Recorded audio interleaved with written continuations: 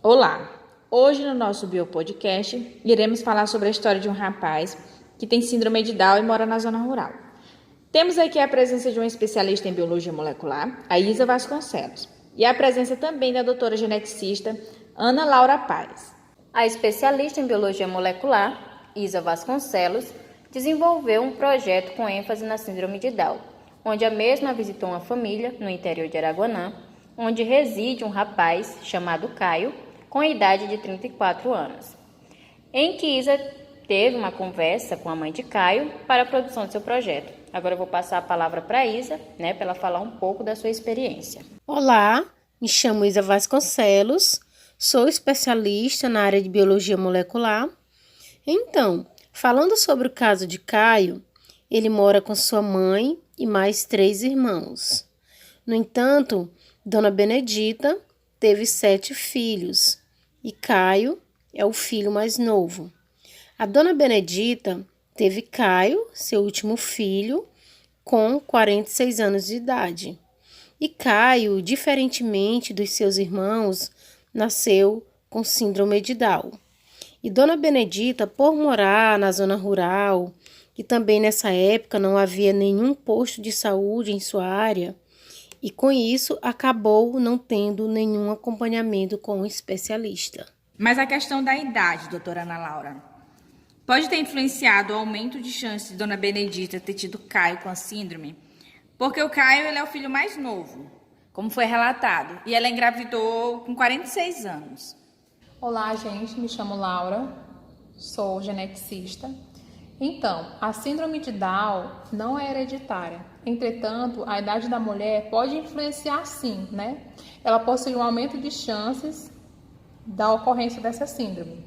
Mulheres que engravidam com mais de 35 anos, por exemplo, podem ter um risco aumentado de terem bebês com essa cromossopatia. Isa, tem histórico de pessoas com síndrome de Down na família de Caio, tanto paterna quanto materna? Segundo a Dona Benedita, não teve nenhum caso de pessoas com síndrome de Down, nem na família materna e nem na família paterna. Só houve um caso de uma criança com autismo na família paterna. Doutora Laura, qual exame é capaz de identificar a síndrome de Down durante a gravidez? Tem algum exame? Os exames mais precisos para diagnosticar a síndrome de Down, eles são feitos através de uma amostra do líquido que fica em volta do bebê, ou também de um pedaço da placenta, que é a biópsia de Vilo, para pesquisar os cromossomos anormais que existem na síndrome de Down. Com os avanços tecnológicos voltados para a análise molecular, eles proporcionaram o surgimento de exames de triagem pré-natal não invasivos. O que são esses exames? Esses exames eles têm como base o estudo do DNA fetal livre do sangue materno.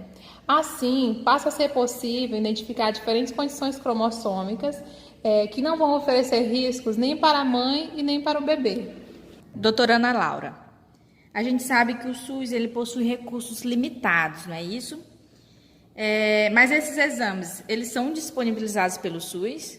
Sim. No pré-natal são disponibilizados exames, Esses exames eles vão identificar as alterações genéticas.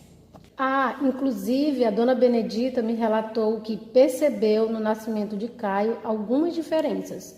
Porém, por morarem na zona rural, ela não fez nenhum tipo de acompanhamento com especialista, como pediatria, fonoaudiólogo, fisioterapeuta e dentre outros. Doutora Laura, as crianças com síndrome de Down, elas precisam de acompanhamento especializado? Sim, pelo menos nos anos iniciais, onde a criança ela vai estar se desenvolvendo. É relevante ter acompanhamento do fonoaudiólogo, que ele vai auxiliar essa criança no desenvolvimento da fala, pediatra, fisioterapeuta, profissionais que estarão sempre auxiliando para o melhor desenvolvimento dessa criança. Doutora, como deve ser o desenvolvimento de uma pessoa com síndrome de Down? A cada dia, a ciência e a tecnologia evoluiu muito, especialmente no sentido de facilitar a vida de quem possui algum tipo de dificuldade, seja ela motora ou cognitiva. Por isso, é muito importante que os pais não conduzam a rotina de alguém com síndrome de Down de forma a ele criar uma dependência, É interessante dar liberdade para o filho, para ele viver plenamente e explorar todo o seu potencial, incluindo ele ser inserido em escola, esportes, relacionamentos, trabalhos e outras atividades comuns. A gente sabe que quando não se tem as informações corretas sobre determinado assunto, as pessoas elas sempre agem com certo preconceito.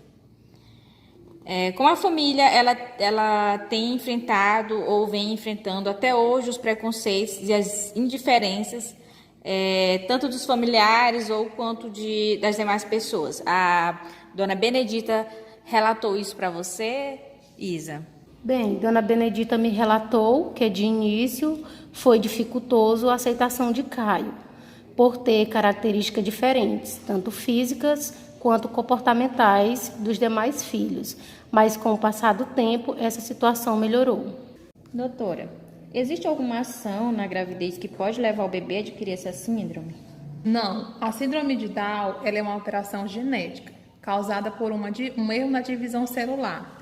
Ou seja, ao invés de 2 cromossomos no par 21, a pessoa possui 3. E, infelizmente, não há nada que possa se fazer, para modificar essa condição. Doutora Ana Laura, vamos supor que Caio ele encontre uma namorada que não tenha a síndrome, os dois casem, mas assim, qual seria a probabilidade de terem filhos?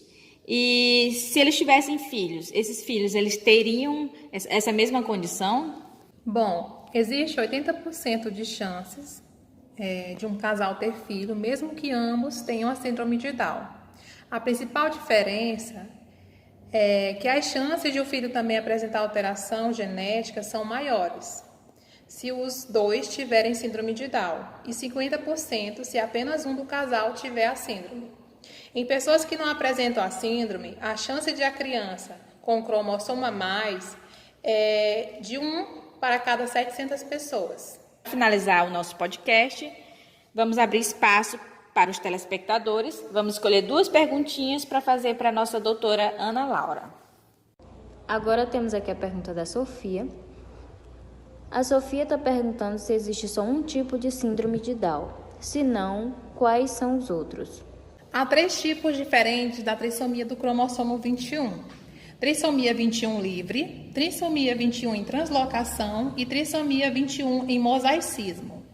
A trissomia 21 livre ela é causada por uma não disjunção durante o processo de divisão celular, a meiose, que dará origem aos gametas, ou seja, um dos gametas possui um cromossomo 21 a mais, e após a fecundação gera um zigoto com trissomia. Esse tipo ele é o mais comum e geralmente é consequência do erro da formação do gameta materno. Tudo bem, vamos escolher mais uma perguntinha para fazer para a doutora Ana Laura. E a pergunta é do Diego. Diego está perguntando: doutora Laura, quais características uma pessoa com Down possui? Na verdade, durante essas 3 trissomias, os indivíduos apresentam as seguintes manifestações: baixa estatura, obesidade, atraso no desenvolvimento da criança, cardiopatia congênita, hipotonia, que é a diminuição do tônus muscular, problemas auditivos, problemas de visão, distúrbios na glândula tireoide e também problemas neurológicos. Essas pessoas também têm um envelhecimento precoce. Através dessa pesquisa para a realização do projeto da ISA, foi muito relevante, pois a gente percebeu que ainda existe casos de pessoas com Down, elas não possuem vida independente, e isso pode estar acarretado a uma série de fatores.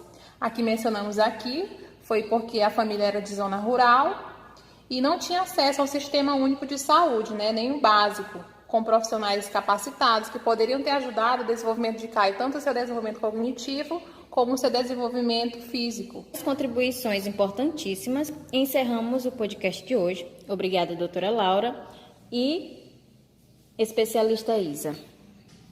No nosso próximo podcast, trataremos de um novo assunto, sobre o autismo, com a presença de novos especialistas.